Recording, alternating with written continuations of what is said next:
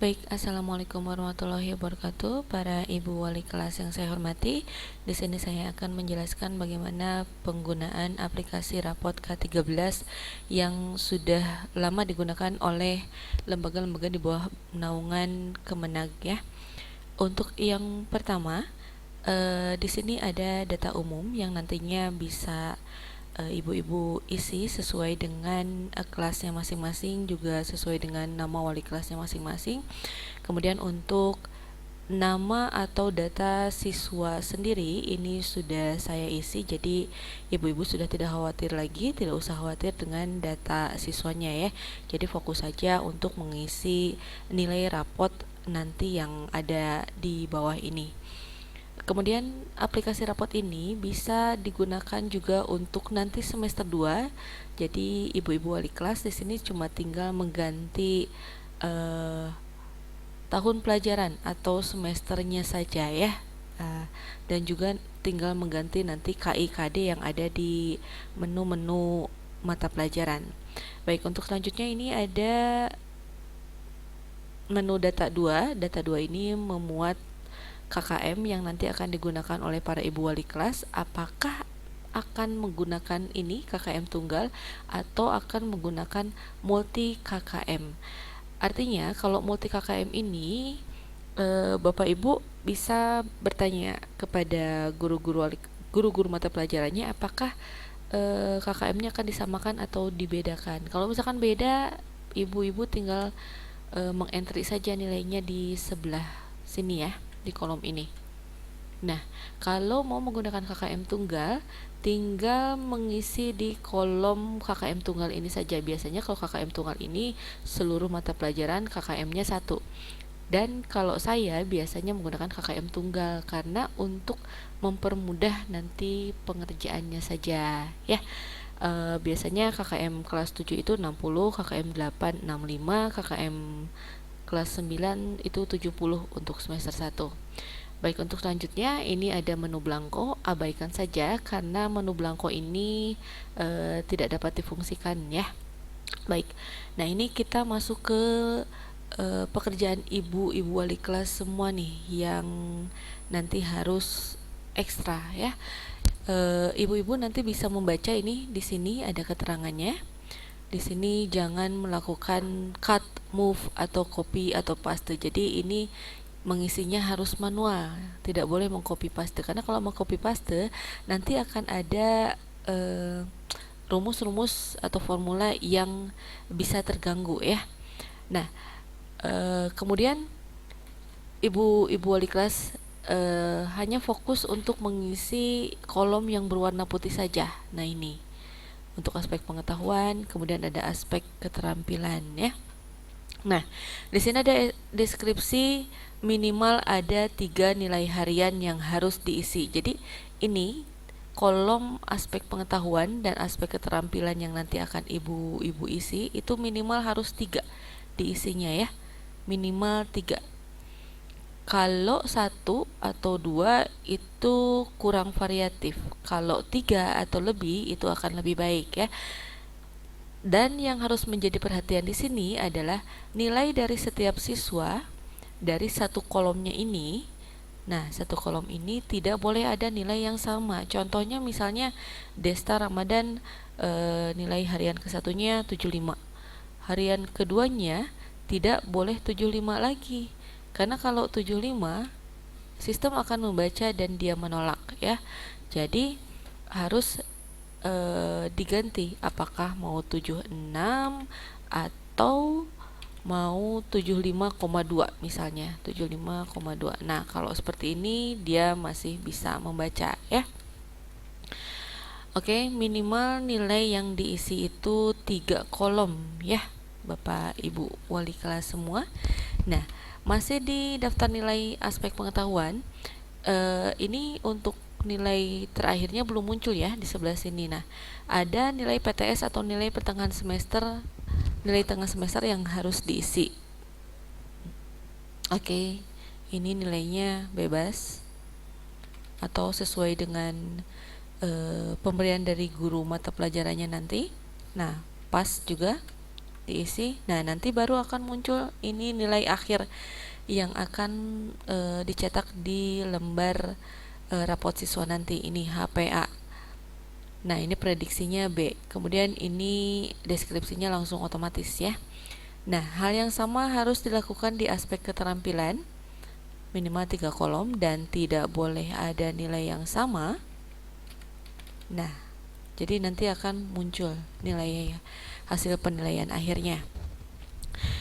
Nah, yang tidak boleh dilewatkan oleh wali kelas semua di sini adalah pengisian KIKD. Nah, dari mana mengisi KIKD-nya? Bapak Ibu bisa mengisinya sendiri lewat searching di Google, atau boleh langsung minta ke guru mata pelajarannya masing-masing.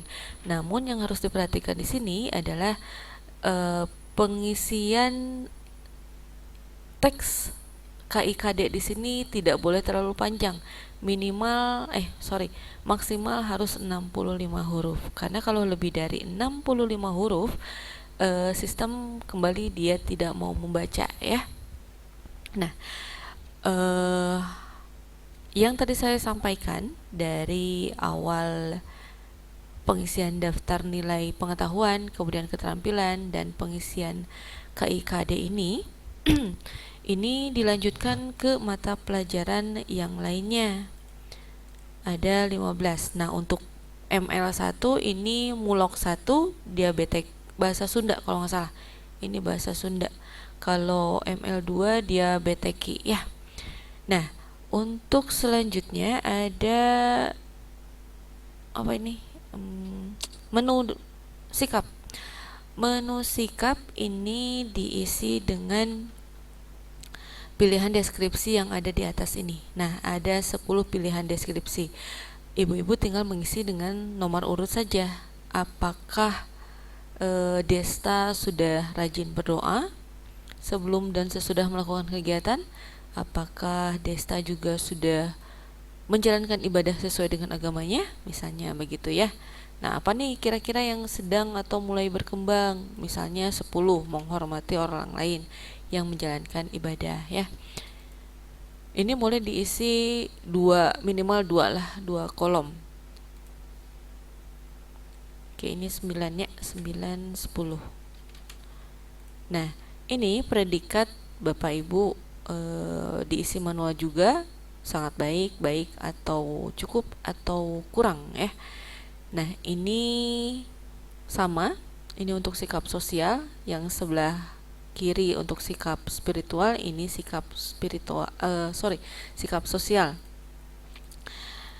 Sama, kembali diisi dengan predikat. Kemudian ini sikap sosialnya yang mana saja, anak yang sudah berkembang sikapnya, yang baik no. Kalau 2 ini tidak bisa ya. Kalau 2 kolom dengan nilai yang sama. Oke. Nah, ini permisalan saja ya. Nah, seperti ini ibu-ibu semua ya. Dilanjutkan sampai ke bawah. Kemudian ini ada menu wali. Untuk wali ini mengisi sakit izin alpa dari para siswa. Kalau untuk ekstrakurikuler ini ditulis saja ekstrakurikuler pramuka misalnya. Oke, nilainya apa ini? Misalnya baik, sangat baik atau cukup. Nah, deskripsinya aktif melakukan kegiatan, misalnya aktif mengikuti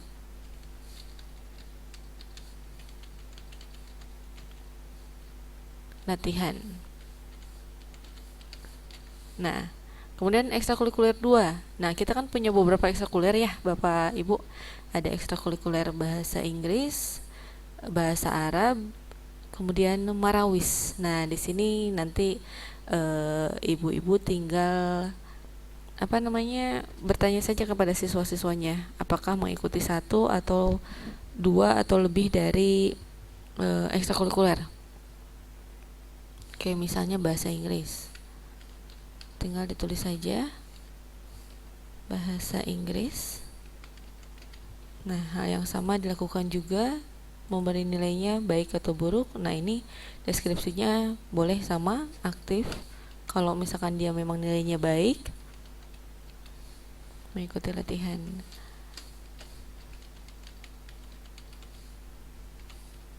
Nah, seperti ini ya. Kurang lebihnya seperti ini, ibu-ibu semua. Kalau untuk wali, ini nanti untuk catatan wali kelas, deskripsi ranking ini nanti akan langsung secara otomatis diisi oleh sistem. Nah, ibu-ibu tinggal mengisi kolom yang berwarna putih saja, diisi dengan ini. Nah, apakah kalau misalnya prestasinya baik, tinggal ditulis saja di sini 1 gitu ya. Nah, nanti muncul. Oke. Nah, kurang lebih seperti ini ya. Nah, apabila nanti ibu-ibu wali kelas semua sudah mengisi seluruh mata pelajaran, nilai mata pelajaran yang ada di menu biru ini, apabila ibu-ibu memilih KKM-nya KKM tunggal, nah maka rapot yang nanti akan di print adalah ini di menu KKM 1. Nah, ini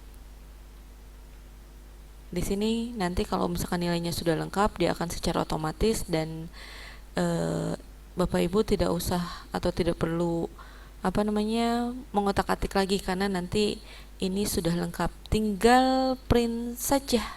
Oke. Nah, kalau sudah selesai.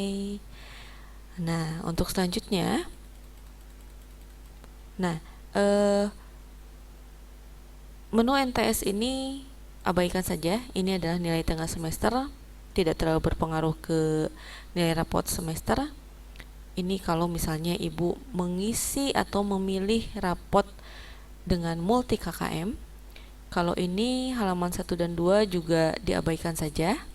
Nah, selain tadi ibu-ibu wali kelas ngeprint nilai rapot yang ada di menu KKM 1, nah, ibu-ibu wali kelas juga mengeprint ini di menu halaman 3 ini. Ini sebagai halaman depan ya.